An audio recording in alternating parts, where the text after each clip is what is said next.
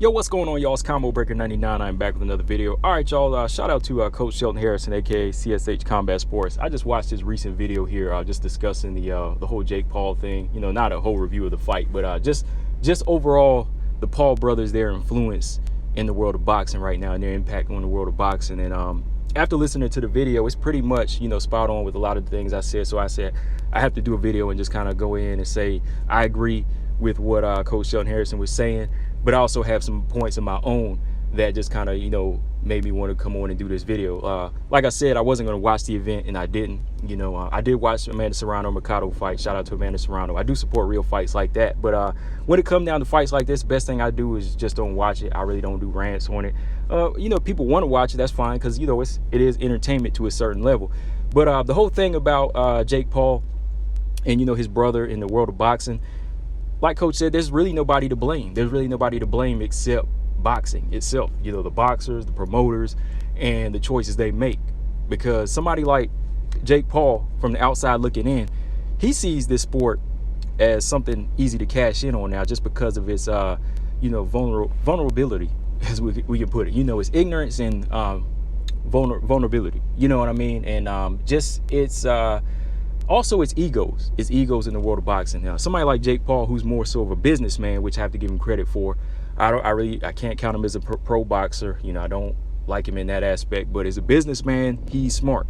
He's a guy that came from YouTube and has millions of followers with YouTube, and knows how to satisfy his fan base. So with that, he's doing a great job at that. He's seeing a weak sport right now. He's seeing a weak opportunity. He's building up something. It's like when you see an open lot, an open lot that nobody's bought up. People just keep saying, "Oh, we'll do something with it. We'll do something with it." But eventually he comes along and says, "Look, I got the dollar.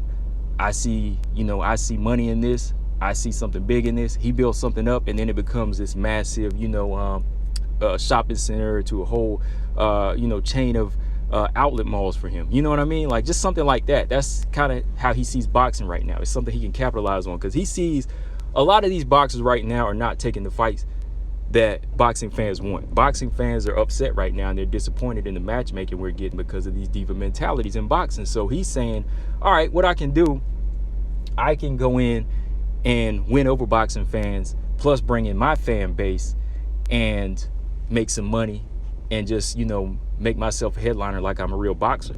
You know what I mean? So I can't really get mad at him for that. I can't get mad at him. Like I said, I don't like it because it's not my entertainment, but I can't get mad at him for taking advantage of something that the real boxer's not doing, making real matches. It's like the coach said too. He brought up a good point about him studying the Instagram followers of boxers. He said that why do all these boxers have high Instagram followers but low pay-per-view numbers? Well, good. That's a good question. Well, one is because Instagram is free. Instagram is free. Followers, they'll follow you all day long, but when it comes to putting their dollar on something, their dollar comes before you. Ryan Garcia, 1 million plus followers, but his pay-per-view numbers are kind of low, right? He's not a pay-per-view star. I don't see him being a pay-per-view star until the quality of opponents he takes steps up. That's what it's going to come down to. Same with Teofimo Lopez. These guys out here, you have 200, 300, 400,000 followers, 1 million plus followers. All right. Why aren't your numbers reflecting? Because your opponents are not reflecting. You know what I mean? That's what it comes down to. Boxing fans and combat sports fans, they care about their money. They care about it. And that's why I had to do this video, because I liken it to the video I did a couple of days ago about Paige Van Zandt. Paige Van Zandt, like we said, Dave Feldman said she's in a must-win situation, right? Because he knows that her followers, they're only going to put up with so much of her losing. You know what I mean? Like, they're not going to follow her just because she's a pretty face. They're not going to buy her. Well, they'll follow her because she's a pretty face, but they're not going to buy her pay-per-views because she's a pretty face, especially when you're losing. When you're losing and your resume is no good, or the quality of opponents you're fighting is no good, they're not going to support that. People are not going to want to come to Paige Van Zandt's main events if she's 0-2. You know what I mean? Or if she's 0-3 and 0-4. Sooner or later, followers, even her simps, they're going to say, I'm not paying for that. I'm not paying for that. I'll stream it, but I'm not paying for it. You know what I mean? So same thing is happening in the world of boxing. Too much marination, too many egos, So somebody like Jake Paul is going to come around and just say, here's what I'm going to do. I'm going to come in, bring in a YouTuber, because we have loyal fan bases. We have guys that'll send money to our GoFundMe's or our super chats or our cash apps. And if they're sending money to that, they definitely will come out to see us fight. So somebody like Jake Paul and what's the other guy's name? The other guy he fought that was a YouTuber. Coach mentions his name in the video. I can't remember right now. KSI. Yeah, KSI. Both of these guys have fan bases that'll pay for whatever it is they do. So they put on a boxing match. Fans of both of these YouTubers are going to come out. They're going to come out and support them. They're going to say, okay, I'll put money on that. Give me a ticket. I'm coming. That's my guy. I'm supporting. You know what I mean? And they see it as like a high level thing because they're both top quality in the YouTube world. Not in the boxing world, but in the YouTube world. People will say, oh, man, these two got beef. I pay to see that. You know what I mean? So they're doing what they're supposed to do, whereas in boxing, the top level welterweights are still not fighting. We can't even get Sean Porter and Crawford to fight yet. We still haven't got Spence Crawford fight. We couldn't even get Terrence Crawford and we couldn't even get Keith Thurman and Errol Spence to fight a couple years back because Keith didn't want to fight. Anthony Joshua and Wilder, they couldn't fight. You know what I mean? So when you can't get top quality boxers to fight, top quality YouTubers, their fan bases are gonna make the boxing world look stupid. You know what I mean? They're gonna make them look bad, and that's one reason why I'm disappointed in boxing, and it's hard to do videos on boxing because it's nothing but a bunch of he said, she said right now. Somebody like Jake Paul, he's capitalizing on boxing's mistake in their egos right now, and he's laughing all the way to the bank. Again, going back to his next big strategy that worked. Once again, Jake Paul comes into the ring.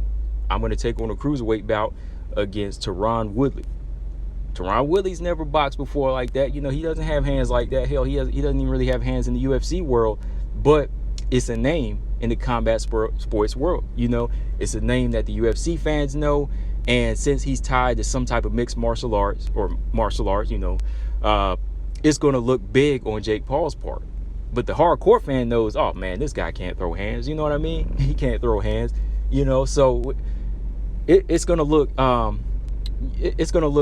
pretty much, we pretty much see what he's doing. We pretty much see what Paul is doing, but the Jake Paul fans, the casual fans, they think he's doing something big by taking on somebody of the combat sports world. But this isn't really a boxer, so it's still going to build in a big draw for Jake Paul. So when it comes down to it, it's all boxing's fault, man. It's like you said, Coach said, he's robbing them. He's robbing boxing fans, and boxing is driving a getaway car. There's nobody to blame but the boxers right now. I mean, like I said, too much marination. Devin Haney and Ryan Garcia have not fought yet, and they're supposed to be the top level young cats, top level boxers off of IG that, all these young fighters are following, but you still can't get them into the ring. But Paul's already fought KSI, twice?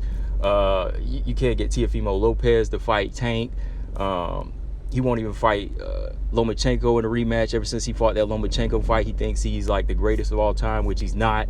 You know what I mean? So it's just really, really bad on boxing right now. It's a bad look on boxing. There's nobody to blame. You can't blame the YouTubers. Like I said, I don't like it, and because I don't like it, I won't watch it. But I'm not going to make any videos about Jake Paul and them anymore, saying, hey, they're bad for boxing and this and that. If they're bad for boxing, boxing needs to treat its sport a little bit more sacred, and by doing that, make the best fights happen. Because back in the day, a lot of the fans that watch boxing, when we saw fighters like Bo and Holyfield go toe-to-toe 3 times, and we seen guys like Ali take on George Foreman, and we seen guys like Larry Holmes, put on boxing clinics on Jerry Cooney and guys like that. See Julian Jackson in the ring, knocking people out.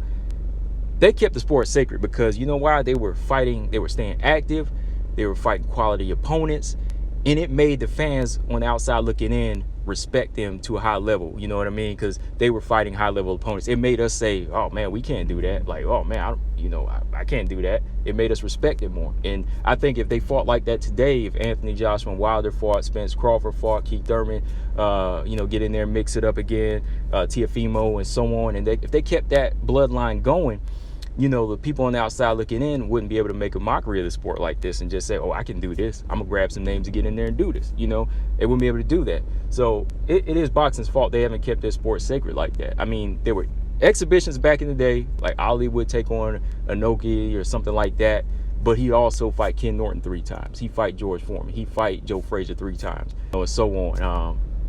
So you know, there was a level of respect back then when it came down to the people from the outside looking in. I mean, there were celebrity boxing matches back then too, but there was headgear and it was all fun and games. You know, it was 2 inexperienced celebrities doing it for a cause. You know what I mean? But now you just have it going way left field, where these are sanctioned bouts with these guys, and you can't knock them because, hey, boxing's letting it get away.